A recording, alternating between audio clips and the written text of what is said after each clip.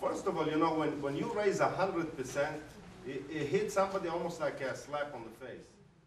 Okay, the issue here is, I agree with this gentleman. I think it's unfair for the individuals who own single properties to pay this kind of money. Okay, you're defeating what it is that we're here for. You know, it's kind of like it's not balanced. Okay, and you need to consider balancing it. Number two, what the problems that you guys are talking about right here, us paying more money is not going to solve it. Okay, this is bigger than bucks at this particular point, because we consider it a lot of money. You may consider it minute, but the money that you're receiving from us is not going to solve South Euclid's problems, just like it's not going to solve Euclid's problems, Shaker's problems, University Heights, whatever. Okay, that's on that. As far as unable to find landlords, I don't know if you went to the county recorder's office. You did look it up. There's still other avenues, okay, that you can find people as far as where they live, if they're still the landlords, okay? That's another issue.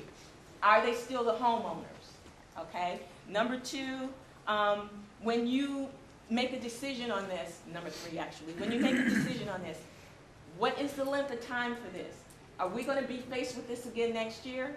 Or are you planning to leave us alone so that we could breathe a little bit? Okay. That's it on that.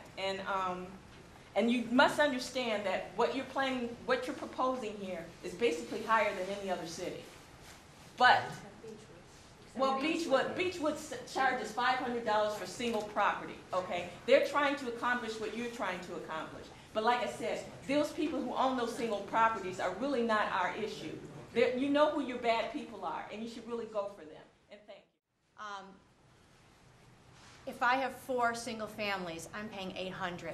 If he's got a 4-unit apartment, he's paying $350. $200. It's not fair. You said yourself that there are far more single-family rentals in this city than there are multifamily dwellings. So you're cutting a break to the big guy, and the little guy is getting screwed. I don't have that kind of money in my checking account to pay double the fees in the worst economic times we've faced in the last 5 years. 10 years easily. It's not fair.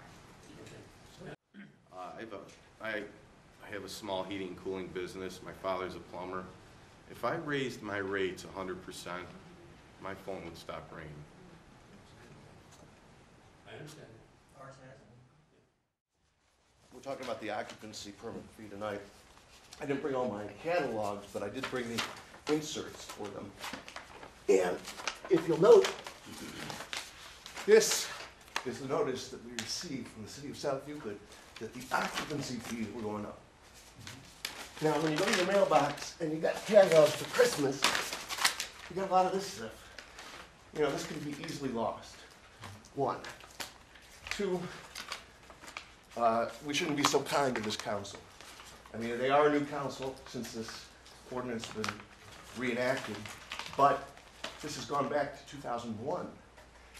And the landlords actually had to sue the city of South Euclid. And the decision from the judge was not even made at the time this council again amended the ordinance and increased the fee. So basically you had an ordinance, it was under the Cuyahoga County Court. Now you go ahead and amend the ordinance. It's not even judged on by the court.